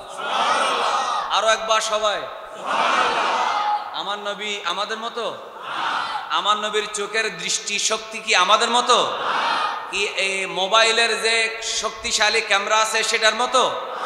যে ক্যামেরা দিয়ে মঙ্গল গ্রহে ছবি তোলা যায় সেই ক্যামেরার মতো? যে ক্যামেরা দিয়ে এখান থেকে সৌদি আরবে, আরব আমিরাতে, আমেরিকার সাথে কথা বলা যায় নেটওয়ার্ক দিয়ে, আমার নবীর চোখ কি সেরকম? ক্ষমতা তার চাইতে কম নাকি বেশি? রাসূল করিম সাল্লাল্লাহু আলাইহি ওয়াসাল্লাম বলেন, এ আমার সাহাবীরা শোনো, ওয়া ইন্নী লাউযুর ইলাইহি মিন মাকামি হাযা। এ আমার সাহাবে কেরাম, তোমাদের সাথে আমার হাউজে কাউসারের পারে দেখা হবে। শুধু তা না, আমি নবী মদিনার মিম্বরে দাঁড়াইয়া আমি আমার কপালের চোখে হাউজে কাউসার দেখতে পাচ্ছি। আরো জোরে, আমি নিজের কপালের চোখে দেখতে পাচ্ছি। শুধু জানা, ওয়া ইন্নী লাস্তু আখশা আলাইকুম। যারা যুবক ভাইয়েরা বলেন এখন অপরাধ আমাদের দেশে দিন দিন কমতেছে না বাড়তেছে? রাজনৈতিক দিকে নিবেন না, এটা দরবার, এটা আল্লাহর ওলির একটা আস্তানা, এটা মসজিদ, এটা রহমতুল্লিল আলামিনের মাহফিল। রাজনীতির দিকে নিবেন না, সাফ সাফ বলেন অপরাধ কি দিন দিন, এটা এই বছর 2 বছর 3 বছর না, ওই যে গত 40 বছর ধরে যদি আপনি স্টাডি করেন, 50 স্বাধীনতার পর থেকে স্টাডি করেন, আগের থেকে স্টাডি করেন, দিন দিন অপরাধ কি কমে না বাড়ে? রাজনীতির দিকে নেওয়া যাবে না, বলে না দিন দিন কি কমে না বাড়ে? চুরি ডাকাতি বলে না, চুরি ডাকাতি, খুন খারাপি কি হিন্দুয়ে মুসলমানে মারে নাকি মুসলমানে মুসলমান মারে? স্বীকার করতে কোনো অসুবিধা আছে? স্বীকার করেন না, নিজের দোষ স্বীকার করেন না। বাংলাদেশে কি হিন্দুরা সুদ খায়, মুসলমানে খায় না? বলে না খায় না? ইয়াবার ট্যাবলেট যেগুলো বিক্রি হয় এগুলা কি শুধু হিন্দুরা খায়? মুসলমানে খায় কিনা? স্বীকার করেন, খায় কিনা? মাদক যেগুলো বিক্রি হয় এগুলো কি সব হিন্দু বৌদ্ধরা খায়? এখানে মুসলমানের বাচ্চাও ক্রেতা আছে না নাই? যেখানে নাউজুবিল্লাহ, এখানে মসজিদের ভিতরে বলতে বাধ্য হচ্ছি, এই যে পতিতালয়ে প্রস্টিটিউশন যারা করে, শরীর বিক্রি করে যারা টাকা পয়সা ইনকাম করে, সেখানে কি শুধুমাত্র বিধর্মীরা যায়? সেখানে মুসলমানের বাচ্চা আছে না নাই? এজন্য ভাইরা আমার, আকীদার কথা বলার সময় আমরা ফাঁকে ফাঁকে অবশ্যই আমরা সমাজ সংশোধনমূলক কথা বলার দরকার আছে না নাই? আমার নবী ১৫০০ বছর আগে কি সুন্দর করে বলে গেছেন। ১৫০০ বছর আগে, কয় হাজার? কারণ আমার নবীর মিলাদুন নবী, এবছরে মিলাদুন নবী ১৫০০ নম্বর মিলাদুন নবী। বলেন না মারহাবা। ত্রিভুবনের প্রিয় মুহাম্মদ আয় রে সাগর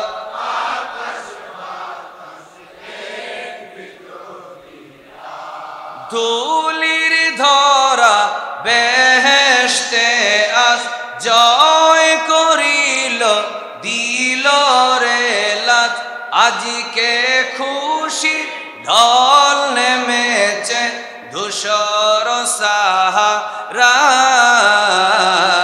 আয় রে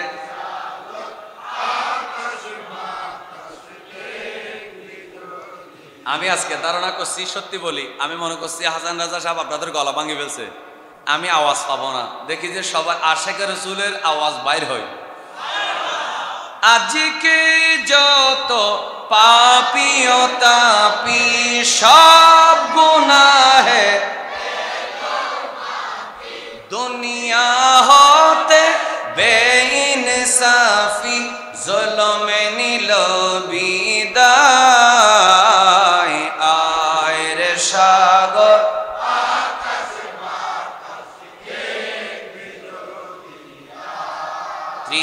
ত্রিভুবনে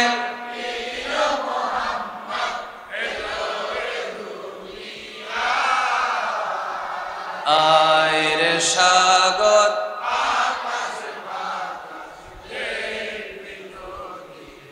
এবার আবার আমরা হাদিস শরীফে চলে আসি এটা কি এটা হলো বুখারী 4042 নম্বর হাদিস এতক্ষণ যেটা বলছিলাম ওহদ পাহাড়ে গিয়ে ওহদের শহীদদের থেকে বিদায় নিলেন জীবিতদের থেকে বিদায় নিলেন বললেন আমি তোমাদের সরদার সবার আগে আমি তোমাদের থেকে বিদায় নিয়ে আমি চলে যাচ্ছি তোমাদের সাথে হাউজে কাউসারের পারে দেখা হবে সুবহানাল্লাহ বলো না বলতে বলতে আমার নবীজি এতটুকু বললেন আমি এখান থেকে হাউজে কাউসার দেখতে পাচ্ছি এরপরে বললেন তবে আমি তোমাদের ব্যাপারে একটা ভয় পাই না সেটা কি ইন্নী লাস্তু আখশা আলাইকুম আন তুশরিকু ওয়ালাকিন্নী আখশা আলাইকুমুদ দুনিয়া আন তানাফাসুহা আমার নবী ১৫০০ বছর আগে বলে গেলেন জেনারেশন জেড আপনারা শোনেন যারা রাজনীতি করেন আপনারা শোনেন আজকে ৩-৪ মাস পরে যারা ইলেকশন করবেন আপনারা শোনেন যারা ভোটে যাবেন আপনারা শোনেন যারা কেন্দ্র দখল করবেন আপনারাও শোনেন যারা মব সৃষ্টি করবেন আপনারাও শোনেন যারা মায়ের বুক খালি করবেন আপনারাও শোনেন এই দুনিয়া শেষ নয় রাজনীতি শেষ নয় এইবারের ক্ষমতা শেষ নয় গতবারের ক্ষমতা শেষ নয় আগামী ক্ষমতা শেষ নয় 10 বছরের ক্ষমতা শেষ নয় শোনেন আমার নবী ১৫০০ বছর আগে দুনিয়ার থেকে যাওয়ার আগে বলে গেছে সাহাবায়ে কেরাম শুনে রাখো আমি তোমাদের ব্যাপারে ভয় পাই না আমি কবরে রওজা পাকে চলে যাওয়ার পরে তোমরা মুশরিক হয়ে যাবে মূর্তি পূজারী হয়ে যাবে এই ব্যাপারে আমার ভয় নাই আমার ভয় হলো তোমরা দুনিয়ার জন্য ক্ষমতার জন্য সম্পদের জন্য চেয়ারম্যানগিরির জন্য এমপিগিরির জন্য মন্ত্রীগিরির জন্য ক্ষমতার জন্য দ্বন্দ্বৌলতের জন্য একে অপরে মারামারি করবে একজন আরেকজনকে হত্যা করবে আমি সেটাই ভয় পাচ্ছি একটু জোরে বলেন আল্লাহু আকবার আরো জোরে বলেন আমার নবীর কথা কি ভুল না ঠিক আমার নবীর কোন কথা ভুল হতে পারে ১৩০০০ বছর আগে বলে গেছেন আমার নবী আপনি ওয়াজ শুনেছেন আপনারা সবাই আশিকে রাসূল সবাই মিলাদ শরীফে যান সবাই ইয়া নবী সালাম আলাইকা পড়েন কিন্তু আমরা যারা এই সমস্ত কাজ করি আমরা সবাই যদি আমল করি দুনিয়ার জমিনে যারা ক্ষমতা লোভী যারা জালেম যারা সন্ত্রাসী যারা মানুষের উপরে হামলা করে যারা চুরি করতেছে যারা ডাকাতি করে যারা চাঁদাবাজি করে যারা দোকান দখল করে যারা ঘর থেকে মানুষকে অপহরণ করে যারা বাচ্চার কলিজায় গুলি চালায় যারা মায়ের বুক খালি করে যারা মা বোনদেরকে বিধবা বানায় যারা মানুষের মিথ্যা মামলা দিয়ে মানুষকে হয়রানি করে মিথ্যা অভিযোগ দিয়ে আলেম ওলামার শরীরে আঘাত করে আওয়াজ করে বলুন হাসরের মাঠে আমার নবীর সামনে তারা জবাব দিতে পারবে তারা জবাব দিতে পারবে এগুলো আমাদের বলার দরকার আছে না নেই এশকের কথা আমরা বলবো এক একজন এক এক সাবজেক্টে পারদর্শী এশকের কথা কেউ খুব ভালো বলতে পারে কিন্তু আমার ভাইরা আপনারা বলুন একজন মানুষ মায়ের বুক খালি করতেছে অপহরণ করতেছে চুরি করতেছে আরেকজনের জায়গা দখল করতেছে মিথ্যা মামলা দিচ্ছে আলেম ওলামাকে মিথ্যা অভিযোগ দিয়ে পিটিয়ে মেরে ফেলতেছে আর পুলিশ সেই মানুষকে সেভ করতেছে না মানুষের জানমাল রক্ষা করে না খুনি ভিডিওর মধ্যে ফুটেজ থাকার পরেও তাকে গ্রেফতার করা হয় না, তার বিরুদ্ধে মামলা হয় না, আওয়াজ করে বলেন এগুলা কি মুসলমান নাকি মুনাফিক? এগুলা মুসলমান হিসেবে আমার নবীর সামনে জবাব দিতে পারবে? এক কথা বলেন, জবাব দিতে পারবে? এই জন্য ভাইরা আমার, এগুলো আমাদের বলার দরকার আছে না নেই? আপনারা কি আমার কথা রাগ করতেছেন? আমার ভাই মাওলানা রইসুদ্দিন, সে কোনো অপরাধ করে নাই। অপরাধ করলে তাকে আদালতে নেওয়া হতো, কারণ অপরাধ তদন্ত করলে সে নির্দোষ, এটা প্রমাণ হবে। এই জন্য দুনিয়ার থেকে কি করে দিয়েছে? শেষ করে দিয়েছে। নাউজুবিল্লাহ বলেন। এই দিন দিন নয়, আরো দিন। আমার নবীজি বলেছেন তোমরা মুশরিক হয়ে যাবা, সেই ভয় আমি করি না, বরং ক্ষমতার জন্য, টাকার জন্য, পয়সার জন্য মায়ের বুক খালি করবা, মেয়েদেরকে বিধবা বানাইবা, মানুষের সন্তানদেরকে এতিম বানাইবা, আমি সেই ভয় করতেছি। রাসূল দুনিয়ার থেকে যাওয়ার আগে এই সতর্ক করার কারণ হলো মুসলমানরা যেন মারামারি না করে। জোরে বলে ঠিক কিনা? আমি রাসূলের বেসালের ওয়াজ করব আর আমি সেটা শুনে ঘরে যাব? আমার নবী দুনিয়ার থেকে যাওয়ার আগে যেই কথাটা সতর্ক করে দিয়েছেন আমি সেটা সতর্ক হব না, তাহলে এই মাহফিল শোনার কোনো অর্থ থাকতে পারে না। আমার কথা মনে কষ্ট নিছেন? রাসূল করিম সাল্লাল্লাহু আলাইহি ওয়াসাল্লাম দুনিয়ার থেকে যাওয়ার আগে এই কথাটাও বলে গিয়েছেন। এবার আসেন, আমার প্রিয় নবী বলেন সাল্লাল্লাহু আলাইহি ওয়াসাল্লাম, তিনি দুনিয়ার থেকে চলে যাচ্ছেন। বলেন দুনিয়ার থেকে চলে যাচ্ছেন। আমি হাজের নাজের ব্যাপারে 2-3টা রওয়ায়াত বলবো। জিব্রাইল এসেছেন। কে এসেছেন? সহিহ মুসলিম শরীফের একটা হাদিস আছে, রাসূল করিম সাল্লাল্লাহু আলাইহি ওয়াসাল্লাম বলেছেন কে আমার সামনে উপস্থিত করেছেন। এই আওয়াজে মানে না, আরো জোরে বলেন। 7150 নম্বর হাদিস, মুসলিম শরীফ। ইন্নাল্লাহা যাওয়ালিয়াল আরদা ফারাআইতু মাশারিকাহা ওয়া মাগারিবাহা। আল্লাহ গোটা পৃথিবী আমার সামনে বাস করে এনে দিয়েছেন, আমি পূর্ব পশ্চিম সব কিছু আমি এক জায়গায় বসে দেখে ফেলেছি। তাহলে নবীর কাছে কোনো কিছু গোপন থাকতে পারে না। और कोई गैब क्या तुमसे नहा हो भला, जब न खुदा ही छुपा तुम पे करोड़ों दरूद। अल्लाहुम्मा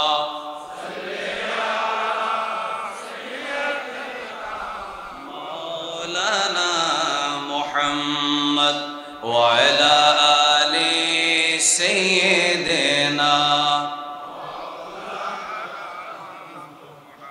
খুব দ্রুত বলে ফেলি। রাসূল করিম সাল্লাল্লাহু আলাইহি ওয়াসাল্লাম অসুস্থ হওয়ার পরে মাওয়াহিবুল দুনিয়াতে বলা হলো 13 দিন 14 দিন। কয়দিন বললাম?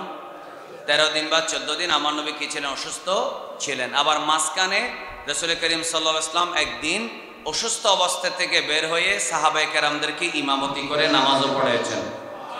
আবার এমনও আছে রাসূল করিম সাল্লাল্লাহু আলাইহি ওয়াসাল্লাম পর্দা ফাঁক করে হুজরাত থেকে চেহারা মুবারক বের করেছেন। সাহাবায়ে কেরাম মনে করলেন আমার নবী আসবেন। সাহাবীরা সবাই আমার নবীর দিকে দেখতেছেন। সিদ্দিক আকবর পিছনে আসতে চাচ্ছেন, আল্লাহ রাসূল বললেন না আমি যাব না, ইশারা করে বললেন তোমরা নামাজ পড়ে ফেলো। সুবহানাল্লাহ বলেন। আরেক রিওয়ায়াত আছে রাসূল করিম সাল্লাল্লাহু আলাইহি ওয়াসাল্লাম আসলেন, আসার পরে সাহাবায়ে কেরাম সবাই এইভাবে তালি দিচ্ছেন, এভাবে না, এভাবে আওয়াজ করতেছেন। সিদ্দিক আকবর আস্তে করে ইমামতির মুসাল্লার থেকে পিছনে চলে আসলেন, আমার নবী বাকি নামাজগুলো পড়ায় দিলেন। একটা মানুষ, একজন ইমাম, ওযু আছে, সব আছে, ওযু নষ্ট হয় নাই, অসুস্থ হয় নাই, সুস্থ আছে, তিনি আরেকজন ইমামের জন্য 2 রাকাত নামাজ পড়ায়, আর 2 রাকাতের জন্য পিছনে আসা জায়েজ আছে? নাই বলেন না, জায়েজ আছে? হ্যাঁ, অসুস্থ হয়ে গেলে তিনি আস্তে করে পিছনে চলে আসবেন। ওনার যদি ওযু নষ্ট হয়ে যায় তিনি পিছনের দিকে চলে আসবেন, বাকি নামাজটা যিনি পিছনে আছেন তিনি সামনে গিয়ে পড়ায় দিবেন। সুবহানাল্লাহ বলেন না। কিন্তু সিদ্দিক আকবর নামাজের ভিতরে আমার নবীকে তাজিম করে পিছনে চলে আসলেন, রাসূলকে সামনে দিলেন। তাহলে বোঝা গেল নামাজের ভিতরে নবীকে তাজিম করা যাবে। শুধু যাবে না, নবীকে তাজিম না করলে নামাজ আদায় হবে বলেন না, আদায় হবে। কারণ আল্লাহ বলেছেন সাল্লু কামা রাআইতুমুনি উসাল্লি, আমি যেভাবে নামাজ পড়তে দেখেছো তোমরা সেইভাবে নামাজ পড়ো। একটু মহব্বতে বলবেন না সুবহানাল্লাহ। আসুন, তো রাসূল করিম সাল্লাল্লাহু আলাইহি ওয়াসাল্লামের কাছে জিবরাইল আসলো। কে আসলো বললাম? আসার পরে ইবনে নাবাতার মধ্যে বলা হচ্ছে 12 তারিখ রবিউল আউয়ালের কত তারিখ? 12 তারিখ, কিন্তু অন্যান্য কিছু কিতাবে আছে আরো আগে। এটা নিয়ে কি আছে? ইখতিলাফ আছে। নবী দুনিয়াতে আসছেন রবিউল আউয়ালের 12 তারিখ, কোন ইখতিলাফ, কিন্তু দুনিয়া থেকে 12 তারিখ চলে গেছেন কিনা এটা নিয়ে কি আছে? ইখতিলাফ আছে। তো রাসূল করিম সাল্লাল্লাহু আলাইহি ওয়াসাল্লামের কাছে জিবরাইল আসলো। জিবরাইল এসে সালাম দিল। সুবহানাল্লাহ। সালাম দেওয়ার পরে নবী করিম সাল্লাল্লাহু আলাইহি ওয়াসাল্লাম বললেন, জিবরাইল তুমি কেন এসেছো? বলে, ইয়া রাসূলুল্লাহ, আমার সাথে আরেকজন ফেরেশতা আসছে। বলে, কে? আজরাইল আলাইহিস সালাম। তা আমার নবী বলে, জিবরাইল তুমি তো আসছো, আজরাইলকে নিয়ে এসেছো, আমি বুঝতে পেরেছি আমার আর সময় নেই। তো জিবরাইল আদবের সাথে বললেন, ইয়া রাসূলুল্লাহ, আমার আল্লাহ আমাদেরকে নির্দেশ দিয়েছেন আপনি অনুমতি দিলে তারপরে আপনার রূহ কিছুক্ষণের জন্য কবজা করা হবে। একটু জোরে বলেন না সুবহানাল্লাহ।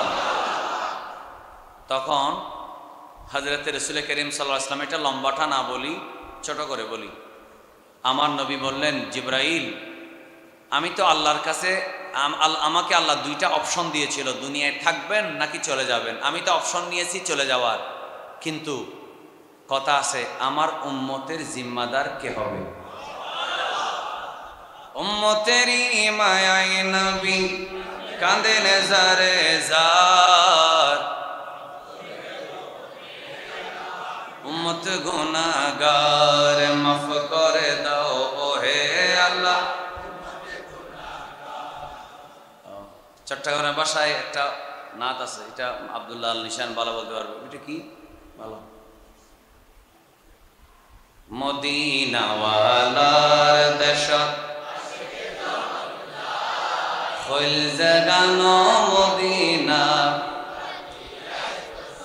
জোরে হইল জাগানো মদিনা,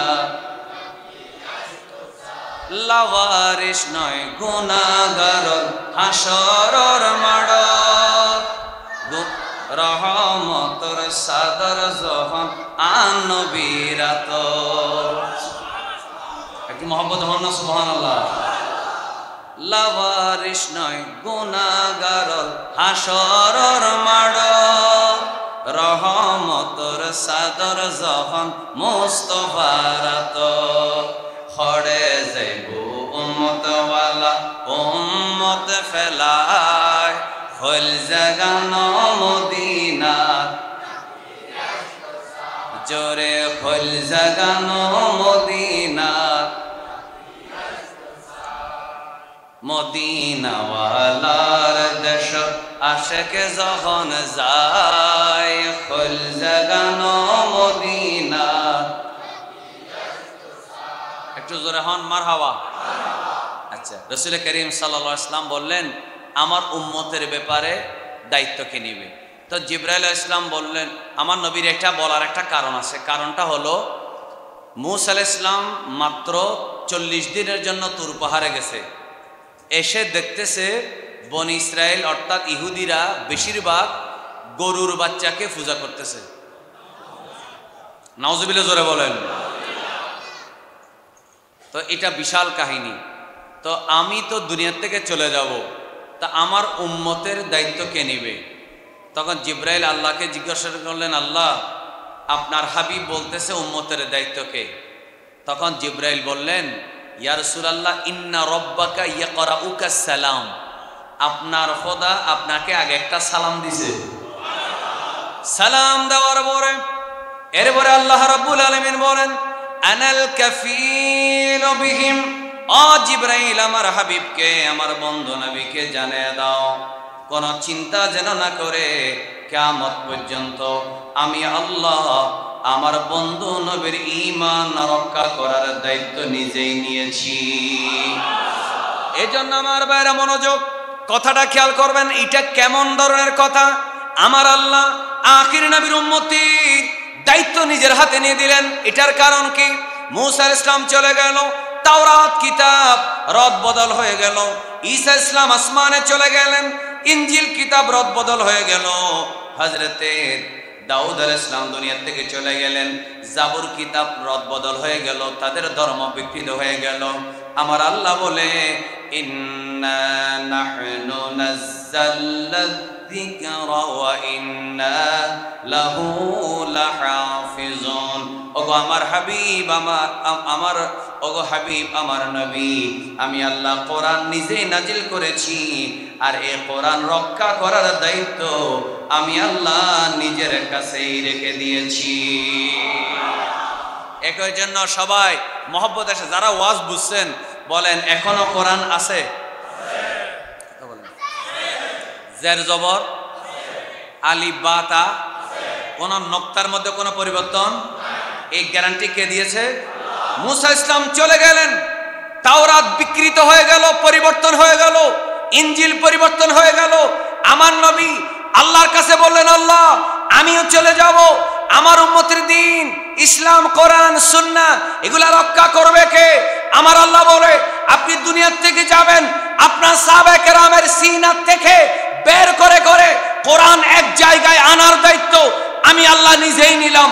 আপনার সাহাবায়ে কেরাম হাদিস শুনেছে, লিখে রাখে নাই, হাদিসগুলো মুখস্থ রেখে এগুলা 150 বছর পর, 200 বছর পর এরা মুহাদ্দিসিনরা, ইমাম বুখারী, ইমাম মুসলিম, ইমাম তিরমিজি, এরা আপনার প্রতিটা জের জবর হাদিস জবান থেকে বের হওয়া জুমলাগুলো লিখে রাখার দায়িত্ব আমি আল্লাহ নিজেই নিলাম।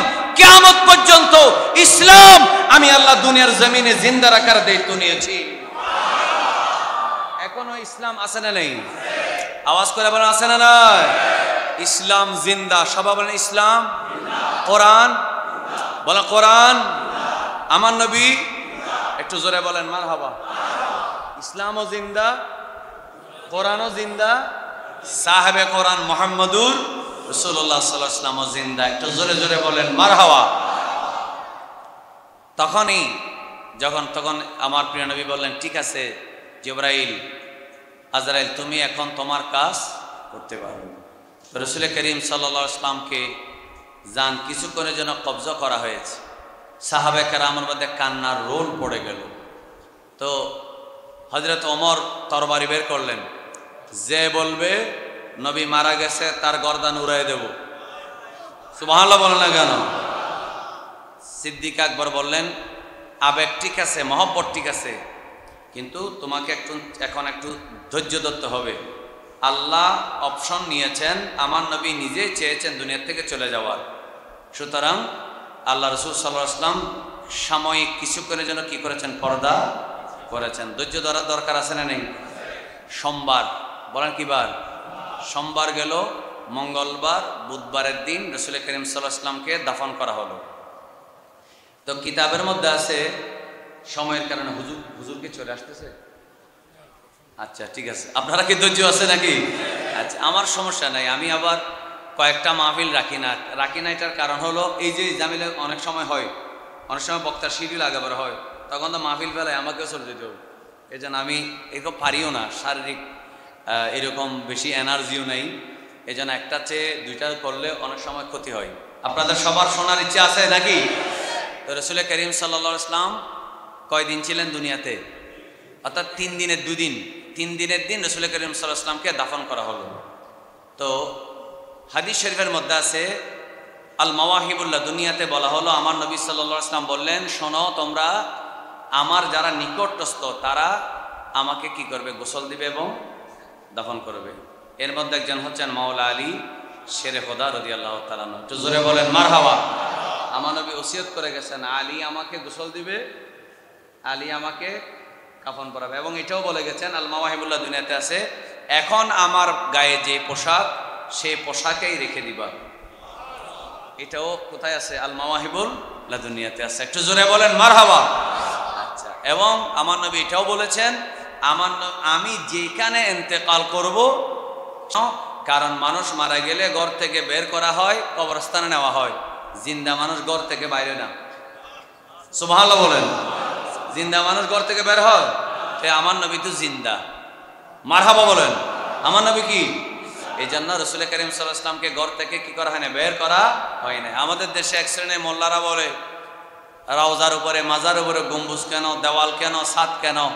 এরা বেকুবরা জানে না আমার নবীকে দাফন করা হয়েছে একটা ঘরের ভিতরে। সুবহানাল্লাহ বলে না? কিসের ভিতরে? ঘরের ভিতরে। তাহলে কবরের, নবীদের কবরে দেওয়াল থাকা, ছাদ থাকা, এটা বেদাত নাকি? যদি বেদাত হতো রসুল করিম সাল্লাল্লাহু আলাইহি ওয়াসাল্লামের সাহাবায়ে কেরাম কোনোদিন ঘরের ভিতরে আমার নবীকে দাফন করতেন না। তাহলে অন্যদের সাথে আমার নবীর বেশ কম আছে না, ভালোবাসা আছে, মহব্বত করেন, স্নেহ করেন বলে বলেন। এজন্য আমি এসেছি। আমি অনেক আলোচনা করেছি আপনাদের। আসলে রসুল করিম সাল্লাল্লাহু আলাইহি ওয়াসাল্লামের দুনিয়ার থেকে চলে যাওয়া মানে একেবারে চলে যাওয়া না, রসুল আছে। বলো না নবী কি? কারণ কোরআনের আয়াত আন-নাবিয়্যু আওলা বিল মুমিনিনা মিন আনফুসিহিম। আল্লাহ কোরআনে বলেন, আমার দিকে দেখতে হবে, এই লাস্টের 2-5 মিনিট এটা টাইট। আমার নবী, আল্লাহ বলেছেন নবী ঈমানদারের জানের চাইতে আরো কাছে। সুবহানাল্লাহ। একবারে বড় করে বললে দুইবার কষ্ট দেব না। আন-নাবিয়্যু আওলা বিল মুমিনিনা মিন আনফুসিহিম। আমার নবী ঈমানদারের জানের চাইতে বেশি হকদার, বেশি প্রিয় এবং বেশি কাছে। বলে আমার নবী আছে। বলেন আমার নবী আছে।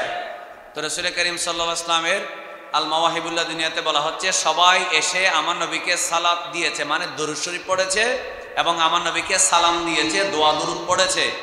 ইমামতি করে আমরা যেইভাবে জানাজার নামাজ পড়ি সেইভাবে জানাজার নামাজ হয় নাই। জানাজা আমার নামাজ কে পড়াবে? কে ইমামতি করবে আমার নবীর জানাজার? কে আমার নবীর জানাজা পড়বে? কারণ সমস্ত সাহাবে কেরামদের তো এটা জানা আছে আমার নবী রওজা পাকে জিন্দা। একটু জোরে বলেন মারহাবা। এই জন্য রসুল করিম সাল্লাল্লাহু আলাইহি ওয়াসাল্লামকে কেউ জানাজা, আমাদের জানাজায় যেভাবে হয় সেই ধরনের জানাজা হয়নি। শুধু দোয়া দরুদ পড়েছে, আমার নবী সাল্লাল্লাহু আলাইহি ওয়াসাল্লামের উপরে দরুদ শরীফ পড়েছে দাঁড়িয়ে দাঁড়িয়ে। ইয়া নবী সালাম আলাইকা, সালাতু সালাম আলাইকা রাসূলুল্লাহ, আসসালাতু সালামু আলাইকা হাবিবাল্লাহ ওয়া আলা আলিকা ওয়া আসহাবিকা ইয়া সাইয়্যিদি ইয়া রাহমাতাল লিল আলামিন বলে বলে আমার নবীকে সালাম দিয়েছেন। একটু জোরে বলেন মারহাবা। আচ্ছা, এখানে আরেকটা প্রসঙ্গ আছে খলিফা নির্ধারণের, কিন্তু এটা আরেকটা সাবজেক্ট, সেজন্য আমি সেদিকে যাচ্ছি না। কারণ ওইটাতে শিয়াদের ব্যাপারে কিছু কথা আছে। আমরা শিয়া না সুন্নি? আমরা জানি আল্লাহ রসুলের পরে খলিফা হচ্ছে সাইয়্যিদুনা সিদ্দিকে। আল্লাহ রাসূল সাল্লাল্লাহু আলাইহি ওয়াসাল্লাম বলেছিলেন সাহাবায়ে কেরামদেরকে, আমার পরে তোমরা আবু বকরকে মানবা, ফারুক আজমকে মানবা। সহিহ হাদিস। এবং বলেছেন, এক মহিলা বলছেন, ইয়া রাসূলুল্লাহ আমি তো আপনার কাছে আসছি, যদি আমি আরেকবার আসি আপনাকে না পাই? আমার নবী বলেছিলেন ইন লাম তাজিদিনি ফাতি আবু বকর। হে মহিলা, তুমি আরেকবার আসলে আমাকে না পাইলে আবু বকরের কাছে আসিও। তাহলে এই ধরনের হাদিসগুলোর দ্বারা প্রমাণ হয় অসুস্থ অবস্থায় রাসূল করিম সাল্লাল্লাহু আলাইহি ওয়াসাল্লাম বলেছেন আবু বকর তুমি নামাজ পড়াও। এই সমস্ত কিছুর দ্বারা প্রমাণ হয় আমার নবী সরাসরি ইঙ্গিত করে গেছেন আমার পরে আমার খলিফা, খলিফাতুর রাসূল হযরতে সাইয়্যিদুনা সিদ্দিক আকবর ইবনে আবি কুহাফা রাদিয়াল্লাহু তাআলা আনহুমা। একটু জোরে বলেন মারহাবা। বলেন কোনো সন্দেহ আছে? এবার আসুন, আমি একেবারে 2 মিনিট করে 2টা হাদিস শরীফ বলে আলোচনা শেষ করে দেব। আমরা যারা এখন আছি আমাদের বিশ্বাস হলো আমার নবী হাজের ও নাজের। বলেন হাজের ও নাজের। প্রথম যে হাদিসটা বলবো সংক্ষেপ করে 3757 নম্বর হাদিস, তাও বুখারী শরীফ। কোন শরীফ? বুখারী শরীফ। 3757 নম্বর হাদিস। অষ্টম হিজরিতে জর্দানে মুসলমানদের সাথে রোম, বর্তমানে যেটার নাম জর্দান, আরবিতে বলা হয় উর্দুন, এই জর্দানে তখন এটা ছিল রোমদের আন্ডারে। তো রোমদের সাথে মুসলমানদের একটা যুদ্ধ হয়েছিল। সে যুদ্ধে রোমদের সৈন্য ছিল 2 লাখ আর মুসলমানদের সৈন্য ছিল মাত্র 3000।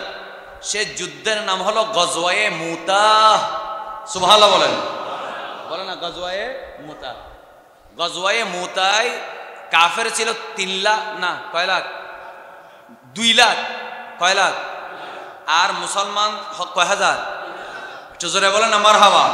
আচ্ছা, কাম্মি ফিয়াতিন কালিলাতিন গালাবাত ফিয়াতান কাসীরা। এটা যদিও বদরের যুদ্ধের জন্য এসেছে, এটা সব সময়ের জন্য। মুসলমান একজনের সাথে কাফের 1000 জন কোনোদিন পেরে উঠবে না। তো এই যুদ্ধের নাম গজওয়ে মুতা। এটা ছিল 8ম হিজরিতে, ইতিহাস বলছে, তারিখে বলছে। তো সেই যুদ্ধে 3 জন সাহাবীকে আল্লাহ রাসূল বলে গেছেন, প্রথমে যায়েদ বিন হারেসা সেনাপতির পতাকা নিবা। যায়েদ বিন হারেসা যদি কোনো কারণে শহীদ হয়ে যায় তাহলে জাফর বিন আবু তালেব কি নিবা? সেনাপতির পতাকা নিবা। জাফর বিন আবু তালেব যদি শহীদ হয়ে যায় তাহলে আব্দুল্লাহ বিন রাওয়াহা সেনাপতির পতাকা নিবা। সুবহানাল্লাহ বলেন। এটা কে বলেছেন? রাসূলুল্লাহ সাল্লাল্লাহু আলাইহি ওয়াসাল্লাম। বর্তমানে লাইভ আছে না নেই? কথা বলে না। এখানে যারা আশেক আঞ্জুমানে আশেকানে মুস্তাফার কমিটির অনেক সদস্য বিদেশে চলে গেছে, আছে না? এরা বিদেশ থেকে এই মাহফিল দেখে কি বেজার হয় না খুশি হয়? এরা দেখে চোখের পানি ছাড়ে, বিদেশ থেকে টাকা পাঠায়, এরা বিরিয়ানি পায় না, আনন্দ পায়। সুবহানাল্লাহ বলেন না কেন? এরকম আছে না নেই? নাই? আমি তো দেখি, হুজুরেও জানে, সারা বাংলাদেশে যত বড় বড় মাহফিল হয় সবগুলো বেশিরভাগ প্রবাসীদের টাকায় হয়। এদের দেশের প্রতি টান বেশি থাকে, দিন ধর্মের প্রতি মায়া বেশি থাকে। অনেক ছেলেরা মনে মনে চিন্তা করে আমেরিকায় গেলে এখানে তো ফ্রি, এখানে যা ইচ্ছা প্রেম করব।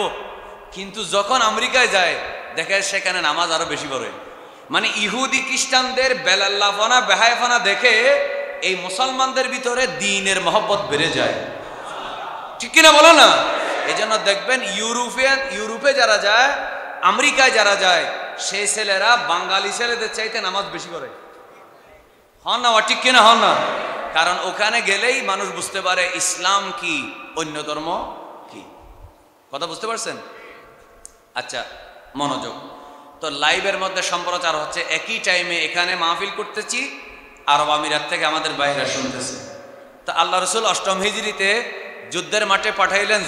মুতার যুদ্ধে 3 জন সেনাপতি নির্ধারণ করে দিলেন। আল্লাহ রাসূল মিম্বরে দাঁড়ালেন, যুদ্ধ চলতেছে।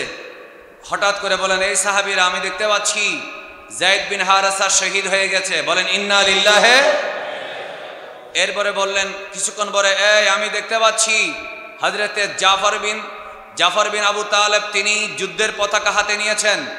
কিছুক্ষণ পরে বললেন, এই জাফর বিন আবু তালেব আমার চাচাতো ভাই, তিনি শহীদ হয়ে গেছেন, বলেন ইন্না লিল্লাহি ওয়া ইন্না ইলাইহি রাজিউন। এরপরে বললেন, আমি দেখতে পাচ্ছি আব্দুল্লাহ বিন রাওয়াহা যুদ্ধের সেনাপতির পতাকা নিলেন।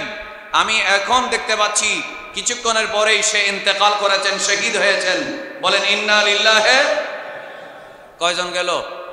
3 জন শহীদ হওয়ার পরে রাসূল করিম সাল্লাল্লাহু আলাইহি ওয়াসাল্লাম বললেন, আমি মসজিদের মিম্বরে দাঁড়িয়ে দেখতে পাচ্ছি সাইফুম মিন সুয়ুফিল্লাহ, আল্লাহর তরবারি খালিদ বিন ওয়ালিদ এবার জিহাদের সেনাপতির পতাকা নিয়েছে। আমি দেখতে পাচ্ছি মুতার যুদ্ধে আল্লাহ খালিদ বিন ওয়ালিদের নেতৃত্বে বিজয় দান করেছে। হয় না? আরো জোরে বলেন। বলে আমার নবী দেখেন কি দেখেন না? এই দেখার ক্ষমতা আমার নবীকে কে দিয়েছে? সে ক্ষমতা আমার নবী রওজা পাকে যাওয়ার পরে কি কমেছে না বেড়ে গেছে? বেড়ে গেছে। এবার আর একটা হাদিস শরীফ বলি। আপনারা মুহররম মাসে কারবালার ওয়াজ শুনছেন না? কথা বলুন, কারবালার ওয়াজ শুনছেন না? এখন আপনারা আপনাদের আশেপাশে বন্ধু বান্ধবদের মধ্যে কওমি মাদ্রাসায় পড়ছে, কওমি আলেম আছে, জামাত করে, শিবির করে, এরকম অনেক মানুষ আছে না নেই? তো অনেক দেখবেন তাদের অনেক বক্তারা বলে রসুল সাধারণ মানুষের মতো, শুধু বেশকম হচ্ছে কি তার কাছে কোরআন আসছে, আমাদের কাছে আসে নাই, বেশকম এটা। তো আপনি তাকে কি বলবেন? আপনি তাকে বলবেন বুখারী 3757 নম্বর হাদিসে বলা হচ্ছে, মোবাইল লাইভ ক্যামেরা বের হওয়ার আগে মুতায় জর্দানে যুদ্ধ হচ্ছে, মদিনায় আমার নবী লাইভে বলতেছেন, সরাসরি দেখে দেখে বলতেছেন। তাহলে কোনদিন সেই নবী আমাদের মতো হতে পারে? ক্লিয়ার? বলে না ক্লিয়ার? তাহলে আমাদেরকে কেউ যদি ভুল বুঝায় আমরা সেটা কোনোদিন মানব না। এক।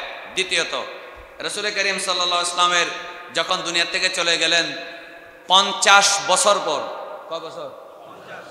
11 হিজরিতে আমার নবী রবিউল আউয়ালে চলে গেলেন। 61 হিজরির মুহররমের 10 তারিখ তিরমিজি শরীফ 3771 নম্বর হাদিস। 3700 কত নম্বর? 71 নম্বর হাদিস। কোন শরীফ? তিরমিজি শরীফ। রাসূল করিম সাল্লাল্লাহু আলাইহি ওয়াসাল্লামের স্ত্রী উম্মে সালামা রাদিয়াল্লাহু তাআলা আনহা তিনি হঠাৎ করে মুহররমের 10 তারিখ বিকেল বেলায় তিনি কাঁদতেছেন। বলে না তিনি কি কাঁদতেছেন? যখন তিনি কাঁদতেছেন, দাখালতু আলা, ওই যিনি রাবি তিনি বলতেছেন, দাখালতু আলা উম্মে সালামা, আমি উম্মে সালামা রাদিয়াল্লাহু তাআলা আনহার কাছে গেলাম। ওয়াহিয়া তাবকি, তিনি কাঁদতেছেন। ফাকুলতু, আমি বললাম, মা ইউবকিকে, আপনি কেন কাঁদছেন? কি আপনাকে কাঁদাচ্ছে? কেন আপনি কাঁদছেন? আমার নবী দুনিয়ার থেকে যাওয়ার কয় বছর পর? 50। বললেন কয় বছর? 50। তো তিনি বললেন, রাআইতু রাসূলুল্লাহ, বলেন সাল্লাল্লাহু আলাইহি ওয়াসাল্লাম, আজকে দুপুরের পর বিকেল বেলা আমি আমার নবীকে দেখেছি। কোথায়? তানি ফিল মানাম, আমি ঘুমে স্বপ্নে আমার নবীকে দেখেছি। কি অবস্থায়?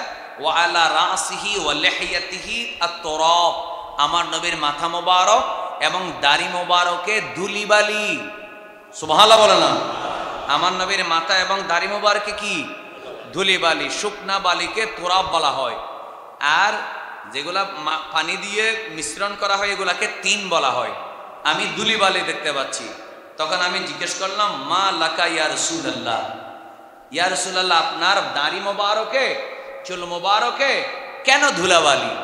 এমন সময় আমার ভাইরা, রাসূল করিম সাল্লাল্লাহু আলাইহি ওয়াসাল্লাম বললেন, শাহিদতু কতলাল হুসাইন আনিফা, এ উম্মে সালামা, তুমি কি জানো না মুহররমের 10 তারিখ কারবালার ময়দানে 61 হিজরিতে দুপুরের পরে বিকাল বেলায় আমার হযরতে আমার নাতি কলেজার টুকরা, আমার কলেজার টুকরা নাতি রায়হানাতা মিনাদ দুনিয়া, যে দুইটা দুনিয়াতে আমার ফুলের মধ্যে একজন হাসান আর একজন হোসেন, আমার হোসেন যে হলো সাইয়্যিদা শাবাবি আহলিল জান্নাহ, হাসান হোসেন জান্নাতের যুবকের দুই সরদার, দুই সরদারের মধ্যে একজন হলো আমার হোসেন। এ হোসেন 61 হিজরির মুহররমের 10 তারিখ কারবালার ময়দানে শহীদ হয়ে গেছে। আমি মদিনা মুনাওয়ারা থেকে আমি সরাসরি কারবালার ময়দানে উপস্থিত হয়েছি। এই আওয়াজে মানে না, আরো জোরে বলেন। শাহিদতু, শাহিদতু মানে হাদারতু, শাহিদতু মানে হাদারতু, শুহুদুন মানে হুদুরুন। দুনিয়াতে যারা মাইকের আওয়াজে শুনতেছো, তোমরা শোনো, তোমরা কওমি মাদ্রাসায় জামাত যারা করো, গালি দিচ্ছি না, হেদায়েতের জন্য অনুরোধ করতেছি, বিনয়ের সাথে সসম্মানে বলতেছি, তোমরা যারা তিরমিজিকে সিয়াসিত্তার কিতাব মানো, তিরমিজির 3771 নম্বর হাদিস দেখো, আমার নবী উম্মে সালামা রাদিয়াল্লাহু তাআলা আনহাকে বলতেছে স্বপ্নে, শাহিদতু কাতালাল হুসাইন আনিফা, আমি মদিনা থেকে ইরাকে কারবালার মাঠে ইমাম হোসেনকে যেখানে শহীদ করা হয়েছে আমি সরাসরি সেখানে উপস্থিত হয়েছি। এই ক্ষমতা আমার নবীর আছে না নাই? চিল্লিয়ে বলেন আছে না নাই? আমার নবীকে এই ক্ষমতা কে দিয়েছে? আরেকবার কে দিয়েছে? আমার নবী যদি মদিনার থেকে কারবালার মাঠে আসতে পারে, বাংলাদেশে আসতে পারে না? আমার আপনার বাবার কবরে আসতে পারে না? আমার নবী যদি পছন্দ হয় এই মাহফিলেও আসতে পারে না? হযরতে শরফুদ্দীনের মধ্যে আসে নাই? সুতরাং আমাদের বিশ্বাস হলো, আমার নবী সূর্য যেমন নিজের জায়গায় থেকে সারা পৃথিবীতে আলো দেয়, আমার নবী মদিনার থেকে সারা পৃথিবীর সমস্ত উম্মতকে হাতের তালুর মতো দেখে, আবার যখন ইচ্ছা হয় আমার নবী তখন সরাসরি জিসিম সহ হাজির হতে পারে। একটু জোরে বলেন মারহাবা। এই ক্ষমতা আমার নবীকে কে দিয়েছেন? আচ্ছা, এক কান হতা হ, যদি আল্লাহ রসুল শরীর উদ্দন ওয়াইস্তু, ভালো বাজতো না, নমাজ হইতো না, দুল বাজতো না, আলা লিহিয়াতিহি ওয়ারাসিহি তুরাবন, তাহলে দাড়ি চুলত কি বাজি? দুল বাজি হনা কি বাজি? ইয়ানোর দ্বারা কি বুঝিলেন? রসুল আসি না কি ফটো আসি না, রু আসি না, না সশরীর আসি? তাহলে সশরীর আজ পারে না? পারে কিনা? পারে কিনা? পারে কিনা? এই জন্য আমার নবী হাজের। জোরে বলেন মারহাবা। আল্লাহ আমাদের সবাইকে আমার প্রিয় নবী সাল্লাল্লাহু আলাইহি ওয়াসাল্লামের প্রতি পরিপূর্ণ আকীদা, বিশ্বাস, মহব্বত রাখার তৌফিক দেন। আজকে মাহফিলে যিনি সাদরে জালসা উনি এসেছেন না, আকীদা হল ঈমান। হন আকীদা কি? সব কিছু পাল্টানো যাবে, আকীদা পাল্টানো বলেন ইনশা আল্লাহ। নবী পাল্টাতে পারবে না? নবী আরোগ্য পাল্টাও না পারবে না? সুতরাং নবী যেহেতু পাল্টানো যাবে না, আল্লাহ পাল্টানো যাবে না, সুতরাং গোটা দুনিয়া উল্টে যাবে। জোরে বলেন আকীদা পাল্টানো যাবে না। আসসালামু আলাইকুম ওয়া রাহমাতুল্লাহি ওয়া বারাকাতুহু।